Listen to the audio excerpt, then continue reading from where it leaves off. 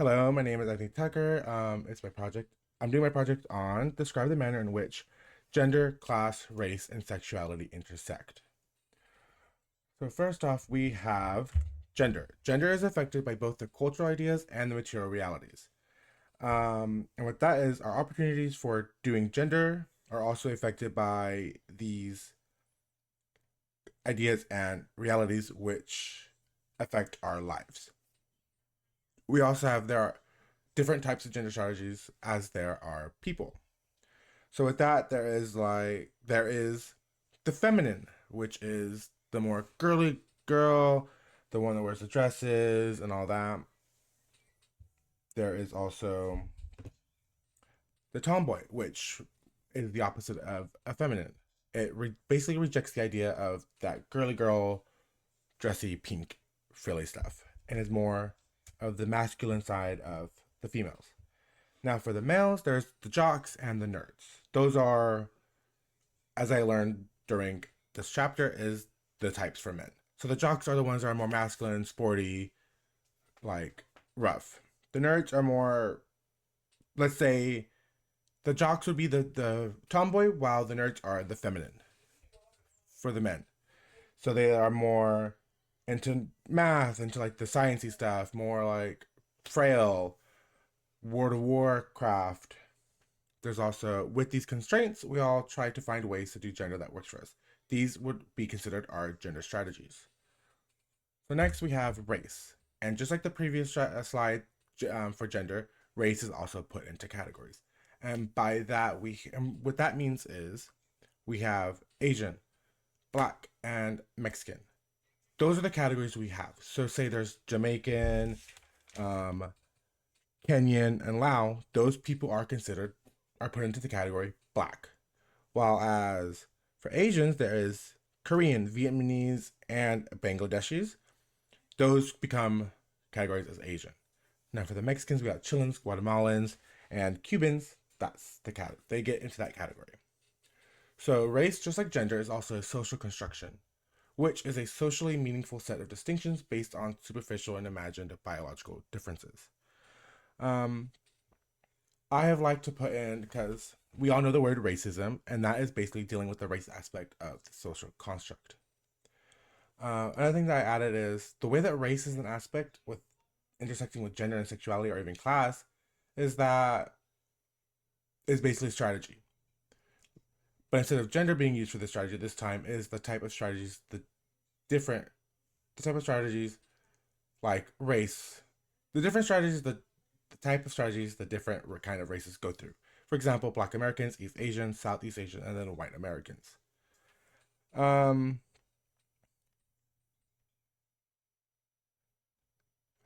I also have added something about like the white people. White people are not as privileged in every way from this chapter. I have learned that white intersects with being poor and living in an urban neighborhood. They basically take on the fashion mannerisms of their neighbors. So the way they talk, the way they act, and that's usually seen as white trash to others, and also basically mocked by the people that they are modeling their actions from. Class, which is just like this is basically showing how they all intersect. Gender strategy is among not really gender strategy, more like a strategy in how they show themselves. So there's the low class and high class society. So the type of economic resources that society has available to them help shape their gender strategy and the way we experience social class.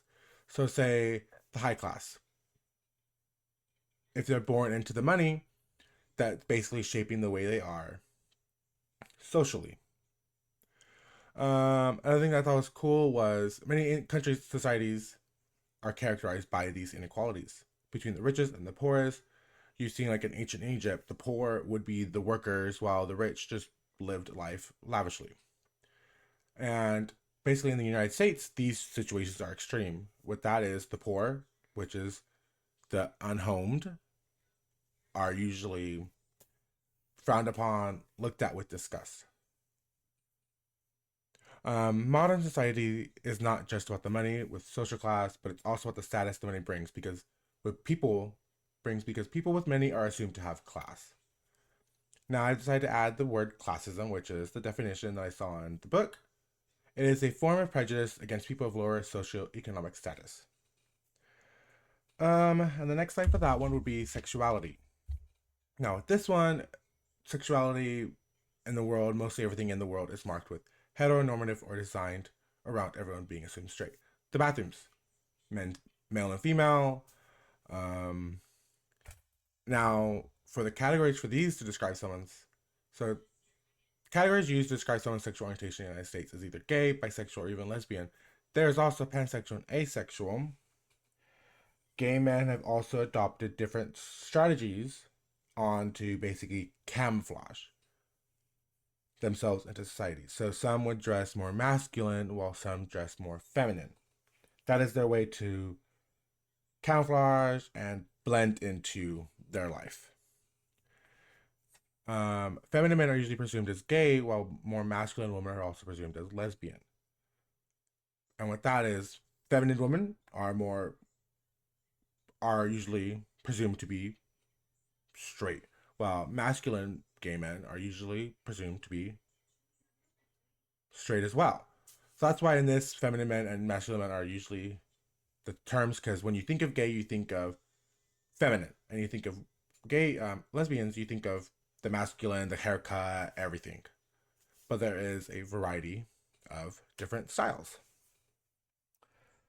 Um, so for that, we also have how they all intersect. So race and gender not only interact, but they also rely on each other's aspects of the self. And then something else I learned through reading this chapter, I have learned all the ways that these categories intersect, the struggle, the oppression that they see in their daily lives. It's basically this not the same, but it's like it intertwines. We and then another thing like that is we as a people have unconsciously or maybe even subconsciously have been putting people into categories that would be harmful to them. Examples would be, say you see a person of color that's like black, you would assume, oh, they are going to harm me, which in fact that is not all the case. Something that they all share in common is that they all have an aspect of gender strategy which would help them blend into society. Um, like I said in the previous, it's just ways that they could blend into their life. Um, and then I have three articles. So in the first one, it talks about the boundaries of identity at the intersection of race, class, and gender. The author talks about how unless the boundaries of race and all this intersect to make visible the various nuances of each category. And I seen in there it says basically if we isolate each of these characteristics in an attempt to make it visible, we are then reduced to piling one impression on another to show the extent of the discrimination. Basically, what that's saying is, say we are basically saying, oh, this oppression is worse than this one. You're just basically piling on the oppression. Another article that I thought was very interesting that I had no idea about was It's Gay, Prove It, and it's about a queer anti-deportation activism. And that says people who are seeking asylum into the United Kingdom are having a difficult time compared to those who are straight. And what that is saying is I read that gay males and lesbians are having to prove that they are of that sexuality. Gay men are having to basically record themselves in sexual intercourse and then showing it to the United Kingdom Border Patrol Control to show it. Now, I'm not too sure if it's not part of my thing, but it relays into how to better understand the intersect of all of my presentation. So this one is it's an article that says when you think about inequalities and inclusion, you think about gender, race, class, and sexuality as the main subject. But there is a mass variety of other categories that adds to our understanding of layeredness and complexity of power differentials. So there is body size, there's the disabilities, like that is also something that we are seeing. So there is it's an important part of research the body size to help present an exploratory overview of the different ways that the body categorization brings considered fat or slim. They basically intersect with the main four categories. I leave you with questions like how would you feel if you say that the way you grew up looked, or even loved was not part of the norm. We have what is an example of a time where you unconsciously put someone into a category in the way they looked based on their race or ethnicity. And then from this presentation, what are some things that you would never have thought of before? These are my references, and thank you so much.